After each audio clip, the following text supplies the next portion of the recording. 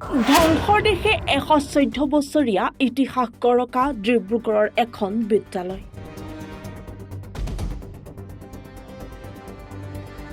114 বছৰীয়া গৌৰৱোজ্জ্বল ইতিহাস বহন কৰা জৰ্জ ইনষ্টিটিউট এতিয়া বাগ্মীবৰ নীলমণি ফুকন উচ্চতৰ মাধ্যমিক বিদ্যালয় নামেৰে পৰিচিত। কদৰ্যময় পৰিৱেশ বিদ্যালয়ৰ চৌহদ অৱহেলাৰ বাবে বিলীন হোৱাৰ দিশে ইতিহাস সমৃদ্ধ বিদ্যালয়খন। 114 বছৰীয়া গৌৰৱোজ্জ্বল ইতিহাস বহন কৰা সুবিশাল ডিব্ৰুগড়ৰ এখন বিদ্যালয়ৰ পৰিৱেশ দেখিলে আপুনি আচৰিত হৈ উঠিব।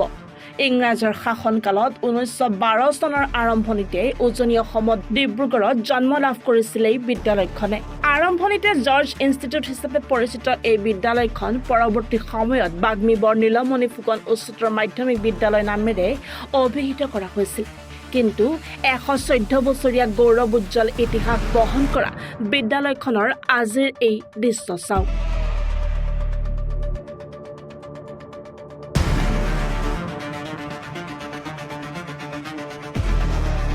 ভালকৈ মনোযোগ নিদিলে বিদ্যালয় বুলি ধৰিবই নোৱাৰি।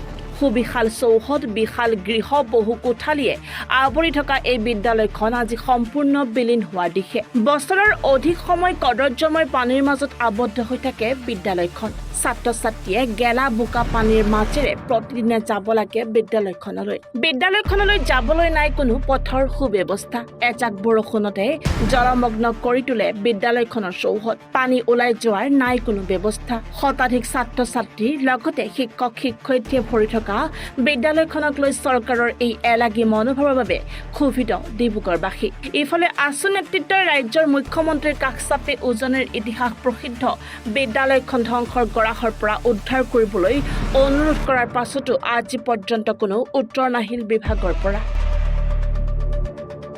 আজি চাওক, এটা পুৰণি স্কুল বাগ্মীবৰ নীলমণি ফুকন এটা উচ্চতৰ মাধ্যমিক বিদ্যালয়, এটা পুৰণি ঐতিহ্যমণ্ডিত এটা স্কুল।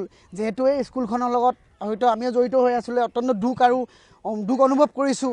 আজি 114 বছৰ গৰকা এটা স্কুল আজি আপোনালোকে দেখিব পাৰিছে মোৰ পিছফালে দৃশ্য কি ধৰণে পুখুৰী সদৃশ এটা পৰিৱেশ হৈ আছে। আৰু এটা লাজ লগা কথা, আজি এটা চৰকাৰী স্কুল।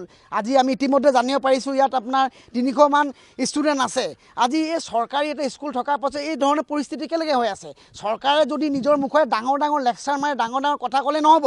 আজি এই চৰকাৰী ঐতিহ্যমণ্ডিত এই স্কুলখনক কেলৈ তেওঁলোক আজি সংৰক্ষণ কৰিব পৰা নাই? তেওঁলোক কেলৈ ব্যৱস্থা গ্ৰহণ কৰে? আজি আপোনালোকে চাওক কেনেকৈ ধৰণে পানীৰ সদৃশ পৰিৱেশ, ছাত্ৰ ছাত্ৰীসকল কিদৰে আছে, কিদৰে কি কৰি আছে। আজি আমি এইটো কৰিব, ইয়াত যিটো আমাৰ IAS অফিচাৰ তেওঁলোকে পৰ্যবেক্ষণ কৰিছে জানো যে কি ধৰণৰ অৱস্থাত আছে স্কুলখন, কি ধৰণে ল'ৰা ছোৱালী উপযুক্ত শিক্ষা পাইছে নাই, পোৱা নাই, কেনেধৰণে ব্যৱস্থা এইখিনি কৰা নাই। এইটো আমাৰ এটা সন্দেহ অনুভৱ হৈ আছে যে তেওঁলোক আচলতে পৰ্যবেক্ষণ কৰিছে না এচিৰ বতাহ খাই খাই অকল ৰুমত বহি আছে, তেওঁলোক আমি এটা অনুভৱ হৈছে। গতিকে আমি অসম চৰকাৰ মাননীয় মুখ্যমন্ত্ৰী মহোদয়ক আমি আহ্বান কৰিছোঁ, আপুনি অতি সোনকালে এই স্কুলখনৰ এটা ঐতিহ্যমণ্ডিত স্কুল, যিহেতু চবৰ এটা ইতিহাস জড়িত হৈ আছে, সকলো বিভিন্ন মানুহ যাতে ইয়াৰ পৰা গৈ বিভিন্ন উচ্চপদ বিষয়া হৈছে, বিভিন্ন ধৰণৰ এটা আৱেগ জড়িত হৈ আছে।